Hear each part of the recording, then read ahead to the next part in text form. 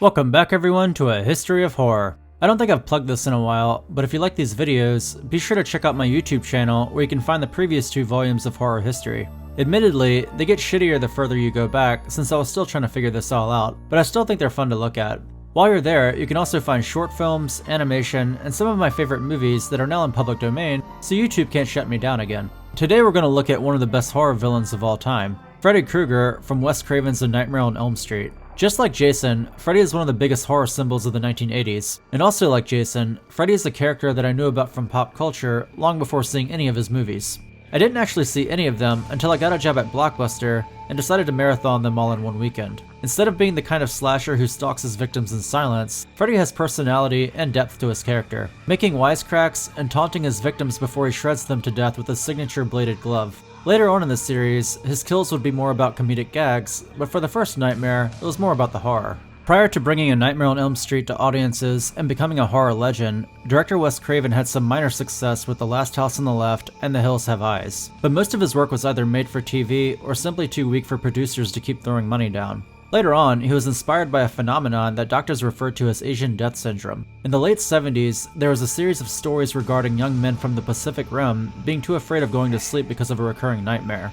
And when they were finally put to sleep with a regimen of sleeping pills, they all mysteriously died.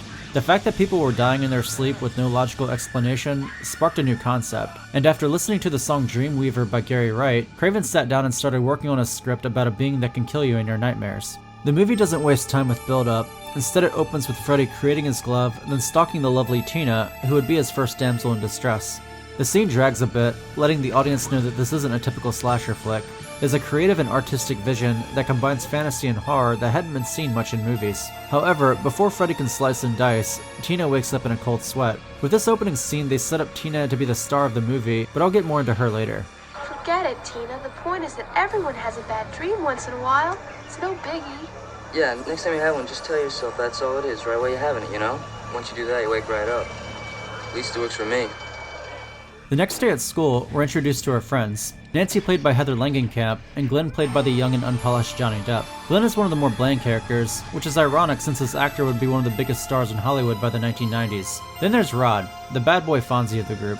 Tina and her friends realize they're all having nightmares, so they decide that the best option is to have a slumber party at Tina's place. Tina and Rod fall asleep, and Tina has a dream where she hears something creepy outside of her house. Despite everything that's happened in the past 24 hours, she decides to check it out alone, because we always tend to do dumb shit in our dreams. In the dark alley behind her, Freddy reveals himself in one of the most famous scenes of the franchise and commences the chase, full of gags and surprises, before he finally slices her to death.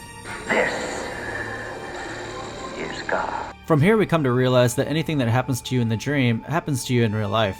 Rod is the only one to witness Tina's death, making him the prime suspect, but before they can ask him any questions, he ditches the scene. The focus of the movie now falls on Nancy, as she has her own series of nightmares featuring Krueger. The concept of a changing protagonist isn't unknown to the horror genre. Tina being set up as the hero of the movie early on, and then getting knocked off within 20 minutes, is similar to Janet Leigh's character in Psycho, with the rest of the movie having to carry on without her and defeat the killer. Wes Craven took the slasher formula and improved upon it. Freddy has powers within dreams, and he doesn't even need a mask because his disturbing burn victim face is enough. It puts him on a level that's more mythical than human.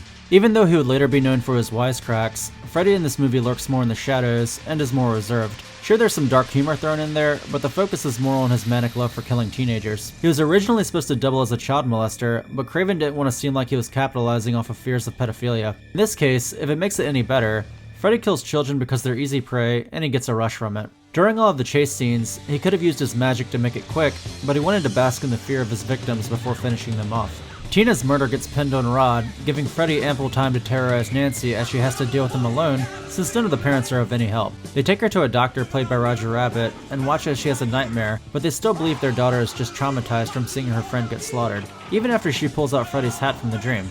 The movie was created by New Line Cinema, which is known in the industry as the house that Freddy built.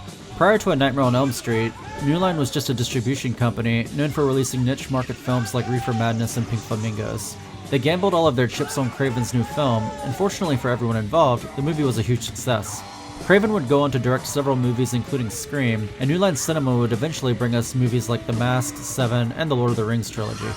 The Nightmare on Elm Street franchise would carry on through the 80s and into the early 90s. They're all fun to watch, but unfortunately for many, their weaknesses outweigh their qualities. If you haven't seen any of them yet, I would recommend the first one and then the third one, titled Dream Warriors. In my opinion, they were the best in the series. New Nightmare came out in 1994, which starred some of the original cast, as well as Wes Craven himself. It was an odd entry into the series, and it broke quite a few of the rules that had been set up, so I don't consider it canon. Krueger went against Jason Voorhees in Freddy vs. Jason, and even had a Tales from the Crypt-like anthology series on TV in the late 80s. Hell, he even had a 900 number in the 90s if you wanted him to read Dead Time stories to you. What makes it awesome is that Robert Englund played Freddy in almost every one of his renditions. The only exception is the 2010 reboot, where Freddy was played by Jackie Earle Haley. It wasn't that bad, but it bombed at the box office, reminding Hollywood that no one other than Robert Englund had the right to wear the sacred glove.